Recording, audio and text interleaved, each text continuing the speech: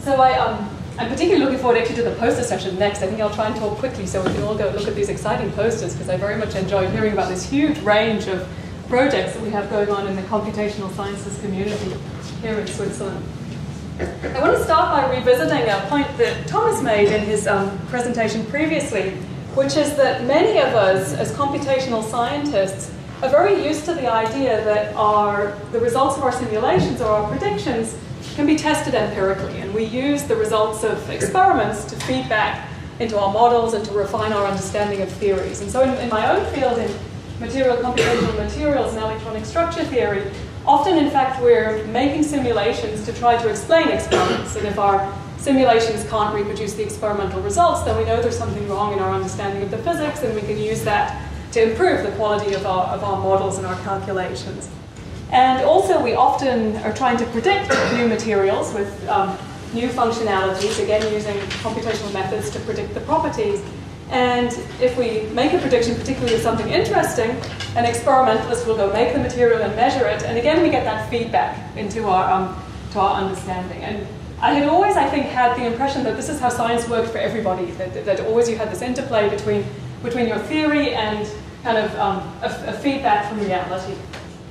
And it was only rather recently that I became aware that there are whole areas of science that don't work that way, where theorists and computational scientists don't have access to feedback from experiments. And here's an example from cosmology. So this is a schematic of what cosmologists believe has happened in the universe, starting at the Big Bang and going to today as the universe cooled down.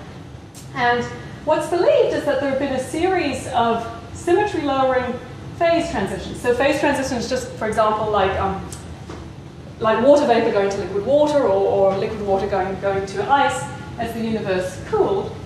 And each of these phase transitions is, the details are somewhat hypothetical. One can't rerun the Big Bang in the laboratory, and so we can't test whether these what's understood theoretically is correct, but they're all extremely important because each of these phase transitions resulted in the creation of particles which form the universe that we make today. And one thing I want to say, probably a little hard, particularly at the back, to see all of these, the only thing I really want you to notice is the energy scale. So here's the Big Bang, about 10 to the 19 gigaelectron volts. The first very important symmetry-lowering transition, the grand unification transition, happened at 10 to the 15 gigaelectron volts. The electroweak phase transition at 10 to the 3 gigaelectron volts. These are all extremely high energy scales. And the best that we can do experimentally in terms of studying the physics that's believed to have occurred at these phase transitions is down here, the quark-hadron transition of around a gigaelectron volt. This is the energy scale that's now being accessed by the Large Hadron Collider at CERN. And obviously this has been a huge experiment, both in terms of resources and scientific and engineering input. But now we have some experimental information to help theoretical high-energy physicists who've been making predictions about this phase transition. The next one up, we can't access directly 1,000 gigaelectron volts, but it is in fact possible to observe and gain some information about what's proposed to have happened at this phase transition by looking at the cosmic microwave background for specific signals that are associated with this phase transition. And this requires very large satellites and is also a very large scale operation. But still, perhaps the most interesting, the most fundamental early phase transition in the early universe, the grand unification transition, is inaccessible. The 10 to the 15 gigaelectron volt scale cannot be accessed. Okay. So I wasn't sure whether to leave this quote in from Lev Landau, but since there was only one cosmologist this morning and many other material scientists, it's a little safe. It could be actually that this is rather nice. One could spend one's whole career making very beautiful theories and never get them tested. So Landau is reputed, I'm not sure if this is true, to say cosmologists are often wrong, but they're never in doubt, because it's very hard to actually test whether their theories are correct. Personally, I think I find that a little bit unsatisfactory. Okay, so let me move to my own field, and in a couple of slides' time, you'll realize that there is actually a connection between the two. My main materials interest is in transition metal oxides, which are compounds, as you can guess, that contain transition metals, often the 3D transition metals, so this kind of block of the periodic table, together with oxygen, which is why they're oxides. And these transition metal oxides are, to me, the most interesting possible materials for two reasons. One is the transition metals provide d electrons, which are rather tightly bound, rather strongly localized electrons that provide many exotic materials phenomena that rely on strong interactions between electrons, such as, for example, high temperature superconductivity, exotic forms of magnetism, quantum phase transitions, and so on, tend to be driven by the d electrons in transition metals. They also contain oxygen, which is, the chemistry of oxygen is dominated by its p electrons, and the very large polarizability of the chemical bond that oxygen forms with transition metals leads to phenomena in which there's large responses to electric fields. So transition metal oxides have large, for example, dielectric responses. They're very good ferroelectrics. And so and the combination of these two properties together leads to a lot of interesting physics.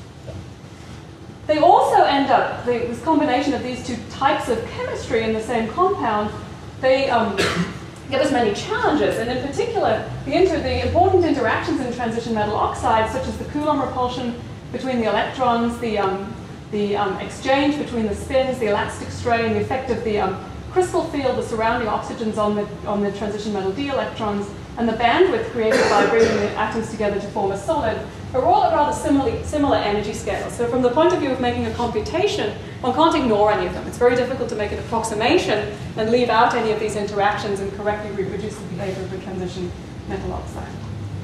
And all of these interactions have an energy scale of around 1 electron volt. It's kind of the typical energy scale that we're concerned with. Okay, so let's see then where these transition metal oxides fit in the universe. And they come in on the energy scale around here. They're rather low energy, on the kind of universal picture, they're rather low energy processes that dominate the physics. So you might imagine that transition metal oxides would not be terribly useful in studying processes such as the grand unification transition. But what I want you to do today is that this is in fact not true. And with the aid of large-scale computations at the Swiss Supercomputing Center, we've actually been able to use a transition metal oxide to directly study the proposed behavior of the grand unification transition and test some of the proposed properties. So that's where we're headed. Any questions so far? There's like a silence come over the room, so everyone thinks I'm completely mad. Okay, so here's the approach that we're going to take. The properties that are proposed for the grand unification transition are based entirely on the proposed symmetry change at the transition and an associated physical model which should apply to all phase transitions of the same symmetry type. So our approach then, since we can't, however obliging our experimental cosmologist is, she can't rerun for us the grand unification transition in the lab, our approach is then to look for another system that has the same symmetry properties as those proposed for the grand unification transition, and then in that system, test the proposed physics. And in principle, because this physics is determined entirely by the symmetry properties, provided that our symmetry properties are identical, then we're testing, we were able to test the proposed physics. So that's the plan. So we need to identify a transition metal oxide that has a phase transition that's described by the same mathematics as that's proposed for the grand unification transition. And the symmetry class, or the class of symmetry that's proposed for the grand unification transition, has two requirements.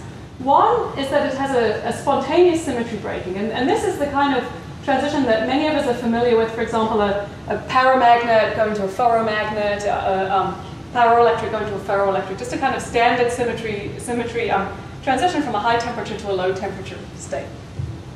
The second requirement is that it must be described mathematically by what's known as a non-trivial homotopy group. And this today I'm not going to have time to go into the details of. What I'm going to show you is all of all of the understanding that we've been able to develop about our transition metal oxide using our large-scale computer simulations that have then led us to be able to make the step that it is in fact described by a non-trivial homotopy group. But this takes quite some time to prove to you, so I think you're going to have to just believe me on this step. It's then known, it's a kind of a standard result from homotopy theory, that if one has these two requirements together in a phase transition, the phase transition results in the formation of what are called topological defects. So this is a standard result for such a phase transition. And so in the early universe, as one went from the Big Bang through the grand unification transition, the proposed phase transition is described by such symmetry, spontaneous symmetry breaking described with a non-trivial homotopy group. And it's proposed that this symmetry lowering resulted in the formation of cosmic strings. Of course, what's not known is what the rate of this transition was and how many cosmic strings should have formed. And there are, of course, large experiments trying to measure cosmic strings, but what we don't know is if there are like 10 billion in this room or only 3 in the whole universe. And clearly, if one's designing an experiment, it would be desirable to know that. There are very specific scaling laws predicted for the amount of cosmic strings that should be formed, but none of the parameters that go into those scaling laws are known, and they can't be tested experimentally.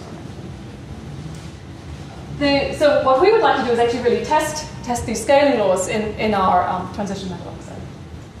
And the oxide I'm going to tell you about, the one that we've identified that satisfies these criteria, is a complex oxide called Yttrium manganite, YMNO3.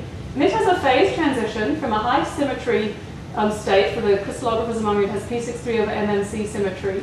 It has a symmetry lowering phase transition to a P63CM structure, which is a spontaneous symmetry breaking, and is indeed described by this non-trivial homotopy group, and results in the formation of topological defects. And the picture that I've shown you here actually illustrates these topological defects. They're actually these intersections of the 6-fold intersections of black and white regions. I'll tell you in a second what these are. And this is a cross-section through the material. And so these are actually strings. These continue into the sample. So if I look from the side, I'd see so I look from the top and I see a dot. If I look from the side, I'd see these strings winding through the material. So I have even the same dimensionality in my symmetry breaking, that I form kind of vortex strings in Yttrium manganite that are really exact analogs to the cosmic strings in the early universe. What this picture actually is a piezo force microscopy image from the lab of Manfred Fiebig, my colleague at the ETH, and it measures ferroelectric polarization. And so the black regions are orientations of polarization in one direction, the white regions are polarization in the other direction. And so this is actually rather simple, well, it's a rather expert experiment, but not particularly, doesn't have to be done at low temperature or in any exotic conditions. One can really just scan the surface of this material and measure the ferroelectric polarization and identify the position of the topological defects, or kind of crystallographic analogs to the cosmic strings, and count and see what their density is, see how many you have. So then our plan is then to use this transition metal oxide, this Yttrium manganite, to test in the lab so-called scaling laws that are proposed for the grand unification transition. And so it's rather well established how many defects one should form as a function of cooling rate if all of this physics is satisfied. But of course it's never been tested for the grand unification transition. It only ever happened at one cooling rate anyway. And here we can really vary the rate that we cool through this phase transition and directly see how the number of vortices varies. Okay, so here's the outline for my talk. So I thought I'd spend most of my time showing you how first principles electronic structure calculations that we do largely on supercomputers, recently we've done them all here at CSCS, have helped us to understand the structural phase transition in Yttrium manganite. And for some of you this will be very close to what you're doing, and I'll try to kind of give a little bit of a big picture for those of you who don't work directly in this field. And in particular, these computations were useful to us because they allowed us really to understand the electronic and atomistic and symmetry details of the phase transition that couldn't directly be determined experimentally, and to show that Yttrium manganite obeys these symmetry requirements and formally results in the formation of topologically protected defects. And then in the last part of the talk, I'll show you how we then applied these so-called Kibble-Zurek scaling laws, which were developed for early universe phase transitions, to the case of Yttrium manganite. And again, this involved some large-scale computations in order to extract the parameters to put into the equations. And then I'll show you some experimental data where we actually ran tests to see if we were consistent with reality. Okay. So, a review for those of you who are not in the computational materials and electronic structure field. How do we go about calculating the structural and electronic properties of transition metal oxides? Well, we're interested in how the electrons in a material are interacting with the ions, with the lattice, and our electrons, of course, are very small, light, quantum mechanical things, and so we have to solve the Schrödinger equation. The Schrödinger equation is a wave equation, differential equation that I've written here. The kinetic energy plus the potential energy operating on the wave function of the electron yields the energy of the wave function, and often we write that as an operator equation. And in principle, if I have just one electron in any potential, I can rather easily solve this equation, extract its wave function, and then I have access to all of the properties of the electron. Of course, life's not so straightforward, and in a real solid, the application of this Schrödinger equation is challenging. The first thing is that the electrons are rather fast and they're relativistic, in particular because we're interested often in properties associated with spin-orbit coupling. We actually have to extend the Schrödinger equation and solve the Dirac equation. But that we know how to do. That's kind of a standard extension. The more challenging things are, first, that the many-body interactions, the fact that we have each electron is interacting explicitly with all of the other electrons, leads to, of course, great computational complexity. In the same way as a many-body classical problem, it leads to computational complexity, which is challenging. In a quantum mechanical system, these many-body interactions are really almost prohibitively challenging, because the electrons also obey the Pauli principle. And what that tells us is that this total wave function, describing the behavior of all of the electrons, has to be antisymmetric with respect to the interchange of any of them, because the electrons are fermions. And so we have explicit correlations between different electrons in our many-electron wave function. And this basically is kind of almost a showstopper for the direct and full solution of the Schrödinger equation for complex materials. I was teaching, I teach a quantum-enabled materials class this semester in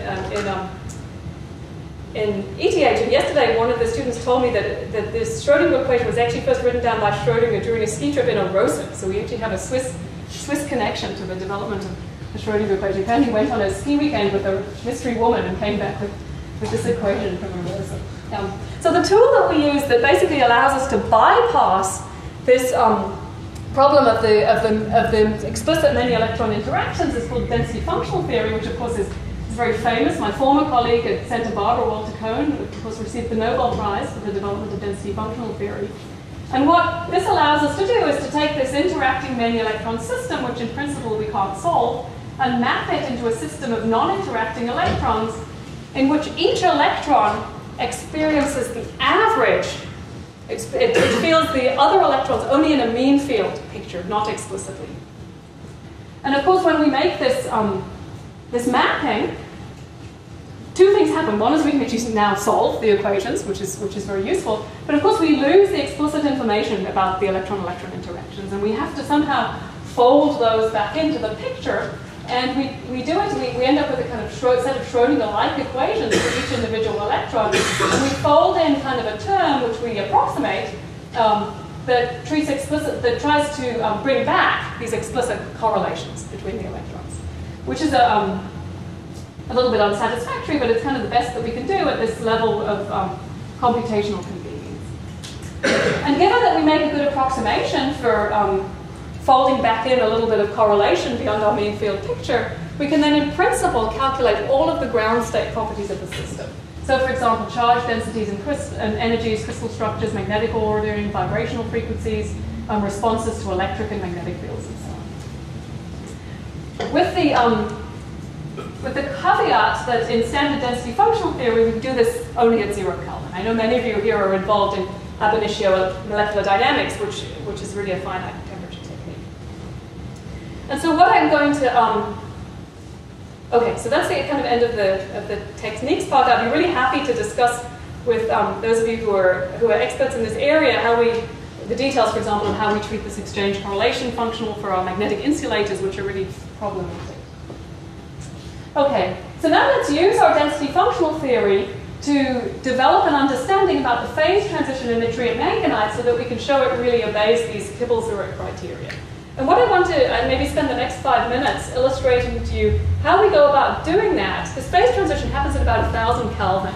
And what I'm using is explicitly a 0 Kelvin technique to understand the phase transition, which should maybe concern you a little bit. But what I want to show you is the kinds of information that we can extract and how that helps us with our understanding of the phase transition. And also I'll show you very briefly how we go to finite temperature. Okay, so here's what's known experimentally. Experimentally, we have very good X-ray diffraction data that the high temperature structure looks like this. It's actually a beautiful structure. It has MnO5 trigonal bipyramids. So each manganese has 3 oxygens in the plane, one above and one below. Then layers of yttrium and then another layer of manganese oxygen.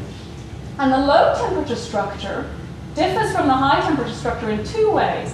One is that the MnO5 polyhedra all tilt, and they actually tilt and they kind of trimerize. The 3 of them tilt in together or they tilt out together. And it also has a ferroelectric polarization. So these yttrium ions all either shuffle up or they shuffle down. Okay. So immediately you can kind of, just from knowing experimentally these 2 structures, you can imagine why we saw these kind of patterns of domains with 6 domains meeting at a point. I have trimerization, so I can tilt in 3 ways, and I can have a ferroelectric polarization that goes up or down. So there's kind of 6 options for how I can form domains in this structure. I can want to just see qualitatively. But of course, what we don't know experimentally is kind of how we get from here to here, right? We can't really do, this happens at about 1000 Kelvin. It's not so convenient to do really detailed atomistic measurements through the phase transition. So let's see what we can explore then computationally. And the way that we proceed when we're interested in symmetry lowering phase transitions is we take the high symmetry structure and we calculate the phonons. We calculated the lattice vibrations, the normal modes of the lattice. And what we find, if we have a structure that at 0 Kelvin is unstable, we find that we have some phonons which we call soft. They actually have imaginary frequencies when we calculate the lattice vibrations. And what that means, if a phonon has an imaginary frequency, it means that its square of its frequency is negative, which means it's energy lowering. When I try to make this lattice vibration, there's no restoring force. I actually lower the energy by freezing the lattice vibration into the structure. And what we found in yttrium manganite is that there are actually 2 soft phonon modes that take us to the low symmetry structure separately. One is this trimerization I talked about, this tilt of the polyhedra, and one is this displacement of the yttrium ions. And their symmetry labels, the experts are K3 and gamma 2. And these are 2 completely different, separate lattice vibrations for yttrium manganite. So this was also already very helpful to us, that we can see now there's 2 steps I have to make to get from the high temperature to low temperature structures.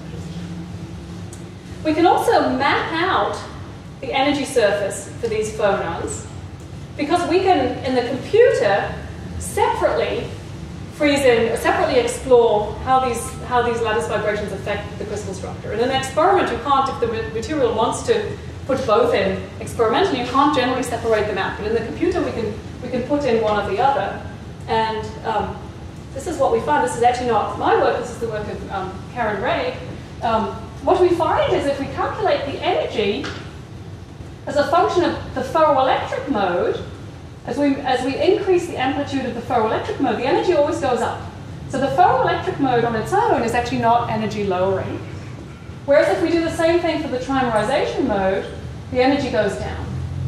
And this was a little bit of an aside for the cosmic string story. This was rather interesting to us because it means that the ferroelectricity is what's called improper. It's not the primary order parameter for the phase transition. The vibration that drives the phase transition is this trimerization. And we can also see how the polarization evolves with the primary order parameter. So here's the calculated ferroelectric polarization as a function of the size of the trimerization mode. And we can see that it's actually rather small for a range of trimerizations, and then it starts to increase linearly at large trimerization. And this we can do all by simply freezing in the fixing positions of the ions and calculating the arrangement of the electrons corresponding. So we end up with a rather good kind of picture of the energy surface of the lattice vibrations and the structural distortions in yttrium manganite. If we really want to also go to finite temperature, the way that we incorporate that is to construct a model Hamiltonian using the parameters from density functional theory. And here I don't want to go through this, but for example, here's the Landau free energy taking into account all the symmetries and all of these parameters we can extract from density functional calculations. And we can actually derive the completely the potential for the phase transition. So now I'm skipping over all the details, and I just want to look at what this potential looks like. What we find for yttrium manganite is, in fact, that the potential is a Mexican hat. So as we cool from very high temperature, the first thing that happens is we reach a potential which is completely continuous as we start to increase the amplitude of the trimerization. And only at lower temperature, as the trimerization increases, do we explicitly encounter the discrete symmetry of the lattice, and we lower the symmetry further to the 6 ferroelectric states.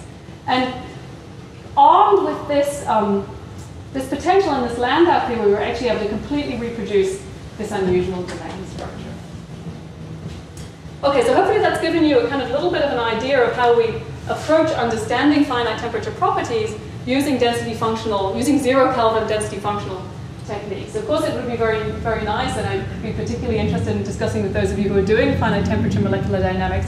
As far as I know, it's really, from what I understand, it's very technically difficult to actually reproduce a ferroelectric phase transition with ab initio molecular dynamics. But of course, this would be really the ideal if we could do it with a system.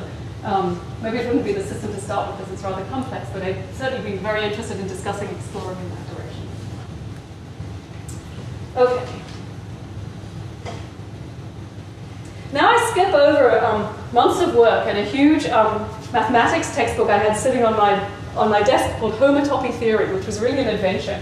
And ask you to believe me that if you take all of these results from the electronic structure calculations and really actually standard results from homotopy theory, which are really trivial for mathematicians, we can actually show explicitly that these vortex cores in yttrium manganite are formally mathematically topologically protected defects, and that the phase transition has exactly the same symmetry considerations as the grand unification transition, and really should formally obey all of the scaling laws as predicted by cosmologists for this transition.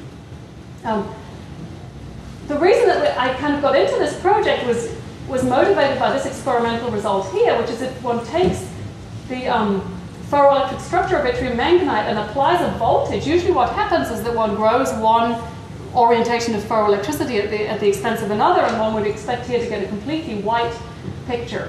But experimentally, it was observed that that one can't do that. When one tries to anneal out the black domains in this structure, one can't get rid of them. And so there's actually kind of an experimental topological protection to these defects, which kind of we observed first and really motivated this work. So it's really consistent with the kind of mathematical protection of the defects. Okay, so now let's go on and use, so now we've established formally mathematically that yttrium manganite that the phase transition in yttrium manganite should behave like the grand unification transition. So we're now going to go on and use it to test the so-called Kibble-Zurek scaling laws that were developed for the grand unification transition. You want me to stop about 10 past? Do you think? Do we have some time to discuss? Yeah. Okay, so let me very briefly just tell you what the physics is that's proposed for a so-called Kibble-Zurek phase transition. So remember, this physics was developed to describe the grand unification transition. It's kind of a model for how such a transition might proceed, such a transition that generates topological defects, how it might proceed. But so far, it's not been successfully tested. It makes rather specific predictions about scaling laws, but there's not been any systems that were both accessible and practical for actually testing this physics. So what we want to do here is, because we believe we have a system with the same physics, we want to test the predictions and see if really this model is correct for this kind of phase transition. And what this Kibble-Zurek scenario, the thing that it predicts is how many defects, how many of these topologically protected defects should form at a grand unification-like transition. And very simplistically, the idea is that as I cool through the phase transition, isolated regions of low symmetry regions nucleate, and as I cool through the transition, these grow during the transition, and defects form when they meet. But because of the topological protection, as soon as I've cooled through the transition, I form no more defects, and I annihilate no defects. Okay? So it's rather different. It took me really a long time to get my head, as a material scientist, to get my head around this concept of topological protection, because we're very used to the idea of nucleation and growth. Usually we think if we anneal a sample, our domains get bigger. Or if we anneal a polycrystalline sample, the crystallites get bigger. Here, these defects, once they're formed, mathematically they're topologically protected. So all that matters is the speed that I cool through the phase transition. Then they're there, they're locked in, and there's nothing I can do. So Kibble-Zurek and early universe aside, this system is rather interesting to us because it's allowing us to study at room temperature really details of phase transition behavior at 1,000 Kelvin, because the domain structure does not change between 1,000 Kelvin and room temperature.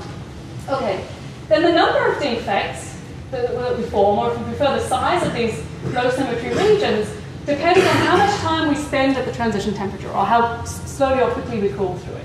And the physics is rather, I think, rather straightforward.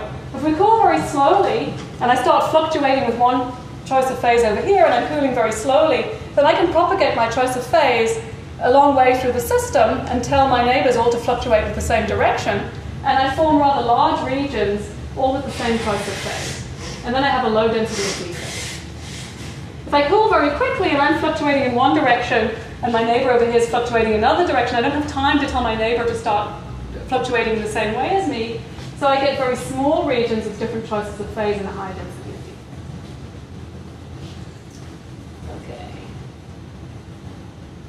And this can be quantified, and again I skip over the steps, but this quantification was done by Kibble and Zurich, to give a very definite prediction of what the domain size should be as a function of the rate at which you cool through the phase transition. So what I'm going to do next then is, for the case of yttrium manganite, calculate all of the parameters that go into this equation and see what my predicted domain size as a function of cooling rate should be, and then see if that's consistent with reality. Okay. So the parameters that affect the domain size, once you have this Kibble-Zurek physics, are first of all the zero temperature correlation length, which is equal to the width of the domain wall in a ferroelectric system. So this we'll calculate next. We actually calculated this really at CSCS. I'll show you the number. It also depends on what's called the zero temperature relaxation time, which is the correlation length over here divided by the speed of sound. And this we also calculated. We're using our density functional theory, extracted it from our phonon calculations. We also calculated here. And then it depends on these critical exponents, which can also be calculated. We did not calculate them. We took them from the literature because they'd already been calculated using large-scale Monte Carlo simulations for a model that has the same symmetry properties as ours. So all of these quantities are accessible computation. For those of you who are interested in ferroelectrics, this was a really interesting result for me. We wanted to calculate the width of a domain wall, the width of the intersection between a region of up ferroelectricity and a region of down ferroelectricity. And the way that we do this is we make basically a big supercell where we make half of it be an up ferroelectric domain, half be a down ferroelectric domain. We kind of fix the bit in the middle, so it's stuck to the bulk structure, and fix the bit in the middle here, and then we relax the atoms and the electrons around the domain region, and we can then calculate the structure of this so-called domain wall. And I had anticipated this being a prohibitively difficult calculation because I thought with all these tiltings, I'd have a really wide domain wall, and so I'd have to make my supercell extremely big in order to be able to converge this calculation. And it turned out that the domain wall width in yttrium manganite is effectively zero. There's a very sharp transition. Actually, if you look at the yttriums, you see up, down, down, up, down, down, up, and then down, up, down, up, down, up. Between atomic layers, there's a transition from one domain type to another. So we have a domain wall width of effectively zero, which is really astonishing to me. It's since been verified actually by high-resolution transmission electron microscopy. And I also since learned that for these kind of tilt domains, it's not so unusual.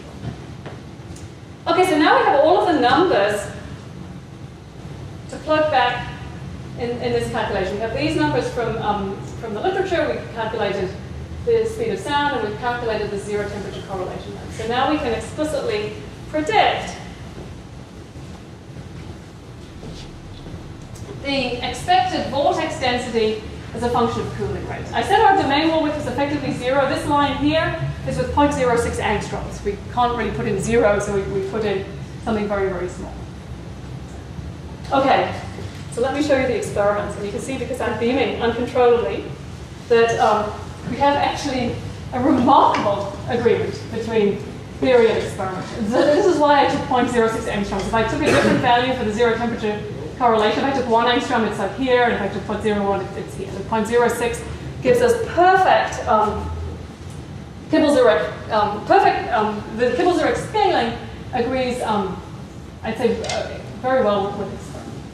So these red points, and these are, what's even more remarkable, these are experiments from 2 different labs on 2 different continents, with actually 2 different sets of samples, even 2 different chemistries. One was yttrium manganite, one was erbium manganite, which doesn't matter for the symmetry, but was quite remarkable. The red points are from the group of Sang-Woo Chong, and the blue points are from my colleague Manfred Fiebig at the ETH. So we really think, or maybe I should say we thought, we were convinced for a while, that we had really the first example of a phase transition that showed Kibble-Zurek scaling in the laboratory. And we were rather pleased that all of our kind of computational techniques for understanding the material and then for being able to apply the equations gave us such good agreement with the experiment. Maybe a little unfortunate, well, unfortunately for our egos, but maybe really excitingly for the physics, our colleague Manfred Fiebig decided to continue measuring to faster cooling rates. And what we found is that we have remarkable agreement at slow cooling rates, but then at high cooling rates we have a completely different behavior. And this, of course, is perhaps the most exciting thing that can happen in science. We have absolutely no idea what's going on. It's certainly predicted in the Kibble-Zurek scenario that at fast cooling rates, Kibble-Zurek theory should eventually break down. The system needs to be able to respond adiabatically to the cooling, and at some point it should stop being able to do that. But there are no predictions, to my knowledge, of a turnaround. All of the predicted beyond Kibble-Zurek scenarios flatten off. And so here we have no idea of what's going on at all. We don't know if we have new physics, or we have just 2 completely different behaviors in the 2 samples that happen to cross on our Kibble-Zurek line. So this is where we are. We don't know if our Kibble-Zurek behavior is really too good to be true. We don't know what the origin of this turnaround is. We're in the process of buying a new furnace so we can explore in more detail particularly this range of cooling. And we're also I actually have had a real adventure since starting with ETH. I've been building an oxide single crystal growth lab. This is my new mirror furnace, and we're in the process of growing some more samples because, of course, our colleagues broke them all with all of these cooling and annealing cycles. And so we have this, and so within the next year or so, hopefully we'll have a whole lot more data and we'll be able to understand this a little more fully. Okay, so let me acknowledge my colleagues. The Kibble-Zurek development was done by my graduate student Sinead Griffin, and the DFT calculations were done by a postdoc Hugh Kumagai and Krista Laney, who stayed in Santa Barbara. And the measurements were done by my colleague Manfred Fiebig and his student Martin Lilienblum, who also Manfred moved actually to the ETH with me to establish this really work about this kind of critical mass on transition metal oxides. Let me summarize. Hopefully I've convinced you that transition metal oxides can display some really rich physics, particularly these hexagonal structure manganites, and that electronic structure calculations on powerful superconductors are really helpful in unraveling some of this physics in ways that I hadn't 6 months ago really kind of anticipated at all. This is not the project that I kind of imagined I was doing, training as a computational materials scientist. We think that maybe yttrium manganite is providing the first example of Kibble-Zurek scaling in a condensed matter system. And even if it's not, we're having really a whole lot of fun with applying methods of computational material science to other areas of physics. So I'll be happy to take any questions or comments if we have time now, or I'll be here during the poster session. We can certainly discuss some more at that time.